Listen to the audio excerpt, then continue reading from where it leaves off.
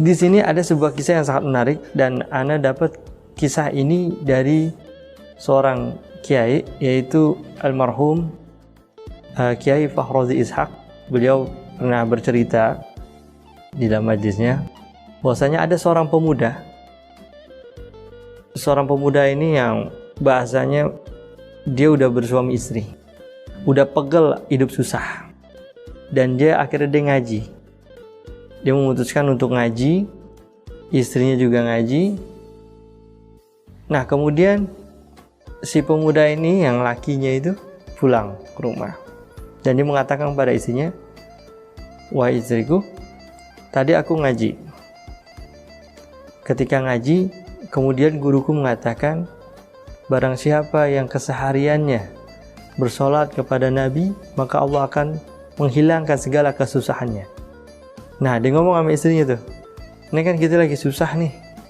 Gimana kalau kita keseharian kita bersolawat? Kan nggak gampang, kan nggak susah. Nggak perlu ngapalin kayak ngapain Al-Quran berjus-jus. Ini cukup solawat doang. Solawatnya kata Ustadz bebas, ya, solawatnya bebas." Kemudian diamalin tuh dalam kesehariannya. Diamalin tuh, dia ngapain aja di solawat. Dia ngaduk air, dia ngaduk, dimasak, dia nyangkul di sholat. Allahumma sholli ala Muhammad. Di model-model tuh di sholawat dah. Dia bersolat setiap hari. 1 hari dia sholawat, 2 hari dia sholawat. Kemudian nggak kunjung-kunjung juga nih, masih susah juga hidupnya.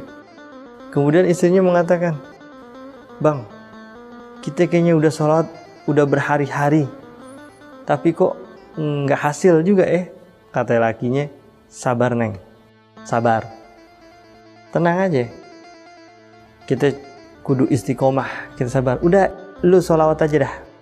Di sholawat datu lagi sholawat. Kemudian ada sebuah berita, sebuah sayembara, mahkota raja itu hilang, dicuri sama seorang pencuri gitu. Iya, pencuri.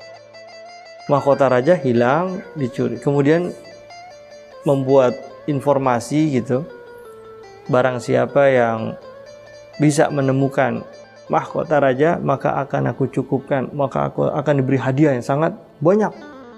Nah, ini seorang pemuda yang susah ini, dia melihat ada informasi ini, dia daftar lah tuh kepada pengawal raja. "Aku mau daftar. Kalau aku mampu cari siapa pencuri mahkotamu." Modal PD doang nih. Seorang pemuda ini modal PD doang.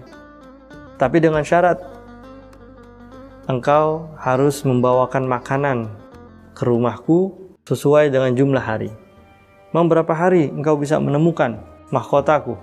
Sang pemuda ini menjawab, "Aku bisa menemukan mahkotamu dengan 7 hari. 7 hari. Baik, tapi dengan syarat, wahai raja, engkau memberikan makanan kepadaku dengan jumlah yang berlipat-lipat sesuai jumlah hari.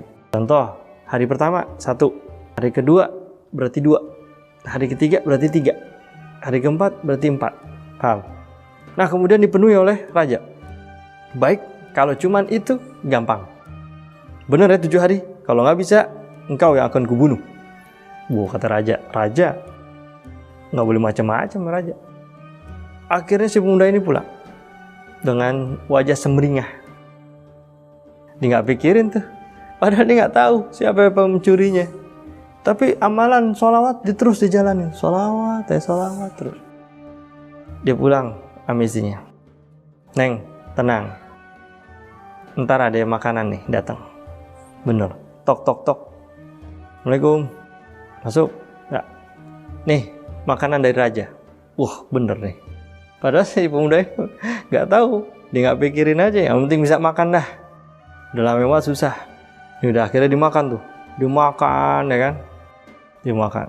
Nah, kemudian berita sang pemuda ini yang ingin menangkap seorang pencuri, sampai itu beritanya kepada raja pencuri. 2 hari kemudian dia ngomong, "Neng, ntar datang lagi nih 2. "Nggak bener Pak?" "Iya." "Wah, bener." Raja datang lagi, bawain 2 makanan karena udah 2 hari. Nah kemudian raja pencuri ini, maksudnya pemimpin pencuri ini menyuruh pengawalnya untuk memata-matai si pemuda ini yang rencana dia mau nangkap sang pencuri. Kemudian pemimpin pencuri ini mengirim seseorang untuk memata-matai rumah si pemuda ini. Dikirim tuh 3 orang, diintip. Baru belum diintip, ini pemuda bilang kepada istrinya, nanti akan datang 3. Nah pencurinya kaget, dia tahu kita ada 3. Dia ternyata kita udah ketahuan. Dan dia bisa nebak kita, jumlahnya 3 orang. Padahal ngepasin doang, udah 3 hari. Nah kemudian dia pulang, bilang pemimpinnya, wah gak mungkin, ini bukan orang sembarangan, wahai ketua. Karena dia bisa mengetahui kita dengan jumlah. Oke, dikirim lagi tuh 1 orang. Jadi berempat ya. Diintip lagi. Dan diintip, ngepas lagi nih jumlah orangnya. Dia bilang apa? Nanti bakal datang lagi nih Neng. Berapa? 4. Didengar lagi tuh pencuri semua. Emang lagi 4 orang.